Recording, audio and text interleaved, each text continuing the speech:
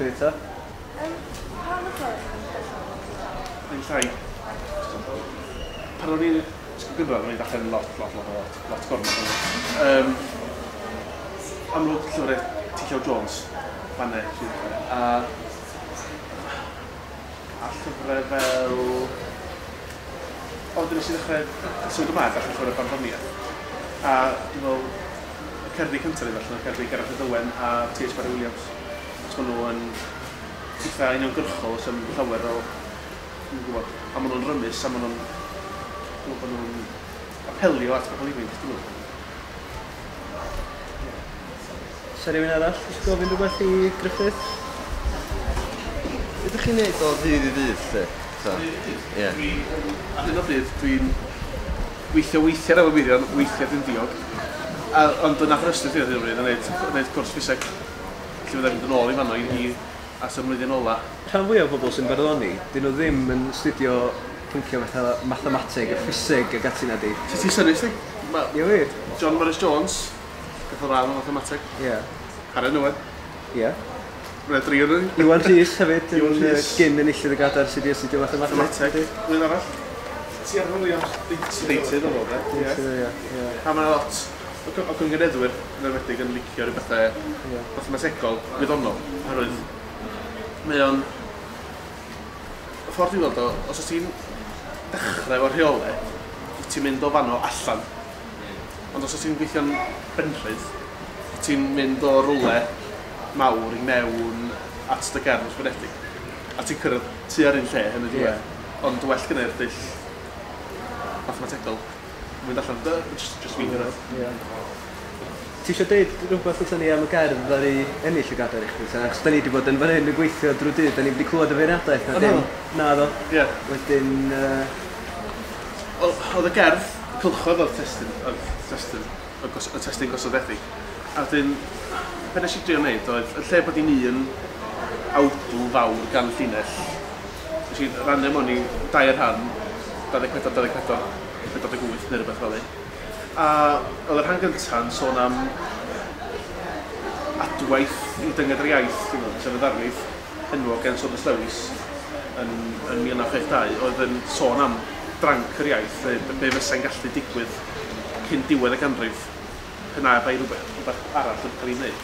A dwi'n meddwl dyna oedd y dechrau, sef deffroad cenedlaetholwr, dechrau cyffroi. A wedyn yn yr ail ran dwi'n sôn am lle dwi wan, sef yn Aberystwyth yn byw mewn rhyw ynys ffals breol. Mae'n ynys sydd wedi cael ei gwneud, mae pawb bod yna o Gymru, i un neuad fawr, ac yn mynd ac yn diweddu fyny mewn un dafarn.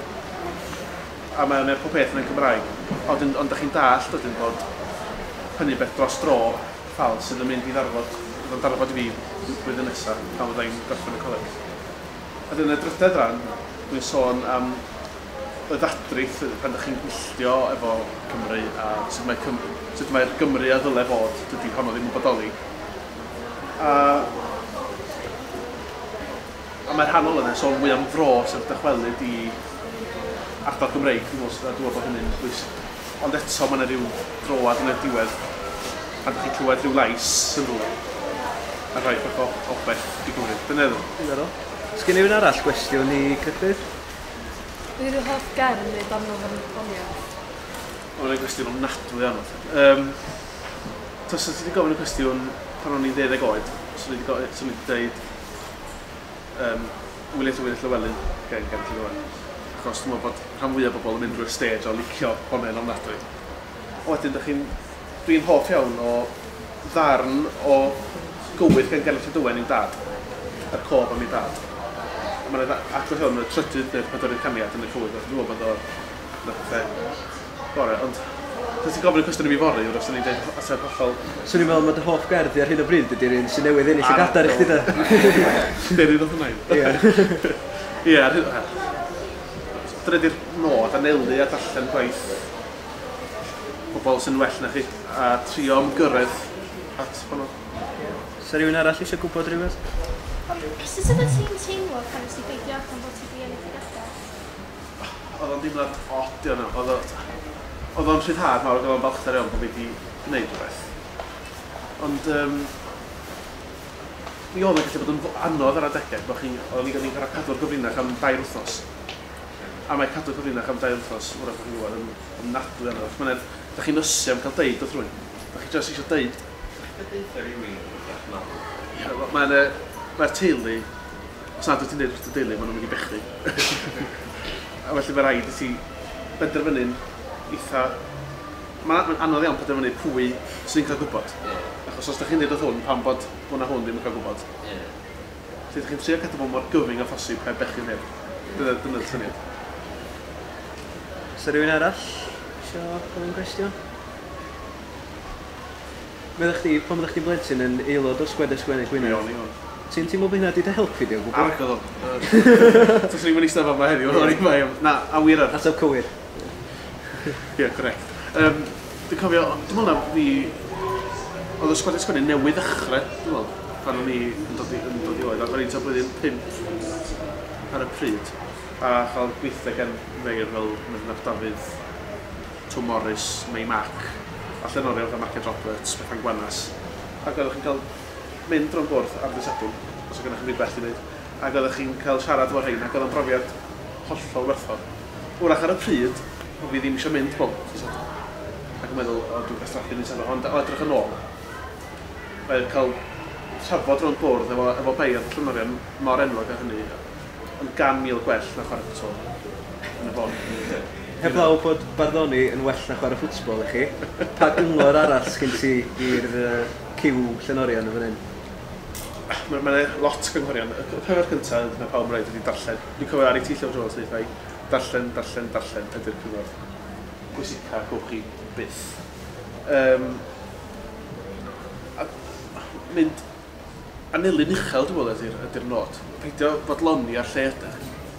Trio dysgu gwaith beirdd, a trio dall gwaith sydd wrach bach yn heriol ac yn gwneud chi feddwl. Dim rhywbeth ydych chi'n ei ddarllen ac yn ei ddeall. Ond rhywbeth mwy crefftus wrach sydd efo rhyw negeseuon. A gwers arall bwysig ydy dysgwch gynghaneddu. Mae hwnna'n bwysig iawn. Achos lot o'r beirdd rhydd gorau, er enghraifft, Arwyn Sparry, T.H. Parry Williams, Waldo, i gyd yn gynghaneddwyr penigab. A felly, os ydych chi'n gadael y gynghanedd i fynd i sgwennu'n rhydd, mae'r gynghanedd yn dal yna chi'n rhywle. Ydych chi'n clywed sŵn geiriau ac yn dod i arfer efo beth sy'n creu barddoniaeth o'r sŵn. Oes rhyw gwestiwn arall? Gruffudd Jones yn dweud ar radio bob bore lle y peth sa hi'n ei hoffi wneud fwyaf fysa jyst sefyll i fyny pam dwi ddim i fod o dan Eisteddfod hyd. Nath dwi ddim gwneud hynny chi'n meddwl. Oedd yn demtasiwn yma o'r fi genw Myfnaf Dafydd yn sefyll 2002 oedd pawb yn y pafiliwn. A felly dyma'r archeolydd yn dweud, a wneud pawb yn y pafiliwn, a phawb yn y pafiliwn yn unig. Yn sefyll ar ei draed. Felly mae'n demtasiwn i fod yn ddoniol. Ond eto, da chi eisiau torri'r foment. Gwestiwn arall? Os ni'n licio hwn i chdi Gruffudd, Storiad bach o waith i Sgwad Sgwennu dros 15 mlynedd dwytha. Dros 15? Mae den wedi un o'r sgwrs. A gyda'r waith i gymryd. Mae'n peth pwysig ydi dal ati a dysgu stwff. Mae gen y Gymraeg a traddodiad barddoniaeth gorau'n Ewrop, os yw'n mysg y Goreon, traddodiad mawrefog yma, a nos am ddigon o sylw nhw. A dyna ni fod yn falch a'ch ohono. Geiriad oeth. Mae aelodau'r sgwad wedi sgwennu cerdd i dy gyfarch chi ar dy gamp. Pnawn yma. Ie. A dyma hi.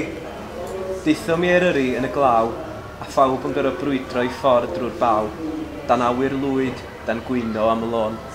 Ond wedyn, daeth yr hael, a chlywsom sôn am dy gamp yn cipio'r gadair hardd, yn ddewin gyda geiriau, cawr o fardd. Bydd hen feirdd yn dod ar hyd llwybrau, o benllyn dros y mynydd, brwydro'r tonau, eira, glaw, y ceffyl wedi blino ac angen cyrraedd plasty erbyn heno. Drwy'r dyffrynoedd ac eisiau gweld yr afon, dod o'r diwedd a llafur at Lyn Llifon. Dyma dy lwybr ditha, teithio am ymgeledd, a thalu ffordd ac arian dy gynghanedd. Ambell sefod nôl, roedd ti mewn sgwad fel ni, gewn ni'n ddod i rannu dantir di. Gwych, diolch yn fawr.